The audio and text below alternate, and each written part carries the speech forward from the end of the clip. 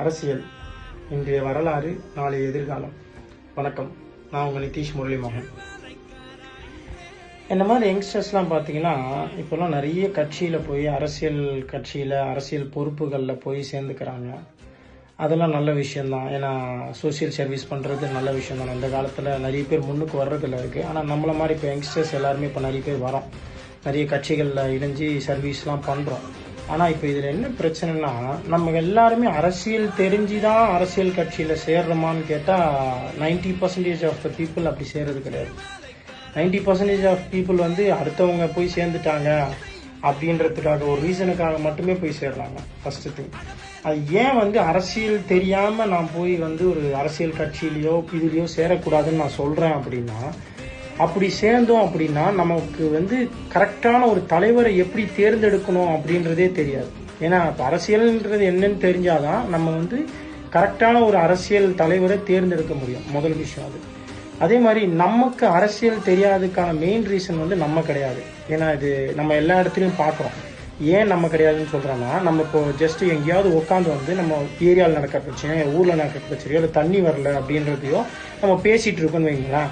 பேசிகிட்டு இருக்கும்போது அவங்க என்ன சொல்லுவாங்கன்னா, அந்த டீக்கல்ல இருக்கிற அண்ணாவோ இல்லை வயசான யாரோ, இங்கே அரசியல் பேசாதப்பா, இதெல்லாம் இத்தனை வருஷமாக அப்படி தான் நடந்துட்டுருக்கு, அதெல்லாம் நீ பேசாத அப்படின்ற மாதிரி நம்மளை அடக்குவாங்க. இன்னும் சில பேர் எப்படி பேசுவாங்கன்னா, அரசியல் ஒரு சாக்கடை அப்படின்னு சொல்லுவாங்க. சரி, ஓகே, அந்த நான் சொன்னேன் இல்லையா, 90% அந்த 10% போய் அரசியல் தெரிஞ்சு அரசியல் பண்ணுறாங்கன்னு, அந்த மாதிரி வர பசங்களை கூட ஒயிட் ஷர்ட் போட்டுக்கிட்டு ஒரு அரசியல் இதில் போய் இறங்கி ஏதோ ஒன்று பண்ணணும்னு நினைக்கிறாங்க அப்படின்னா கூட அவங்கள என்ன பண்ணுவாங்கன்னா டிமோட்டிவேட் பண்ணுவாங்க. அதை எப்படி டிமோட்டிவேட் பண்ணுவாங்கன்னா, நீ ஏன் ஒயிட் ஷர்ட் போடுற, நீ ஏன் இந்த மாதிரி விஷயங்கள்லாம் பண்ணுற அப்படின்னு சொல்லி உன்னை டிமோட்டிவேட் பண்ணுவாங்க.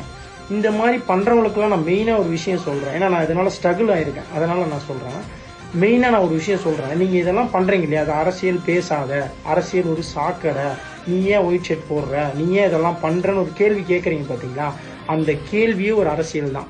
இது எத்தனை பேருக்கு தெரியும்னு எனக்கு தெரியல. இப்போ நம்ம அரசியல்னா என்னன்னு பார்ப்போம்.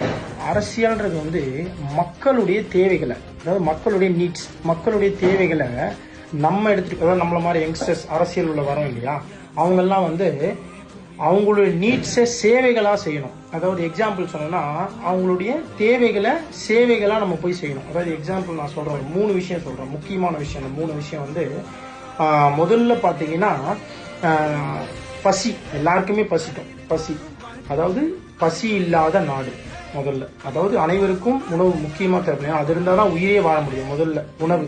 2வது, தலை சிறந்த மருத்துவம்.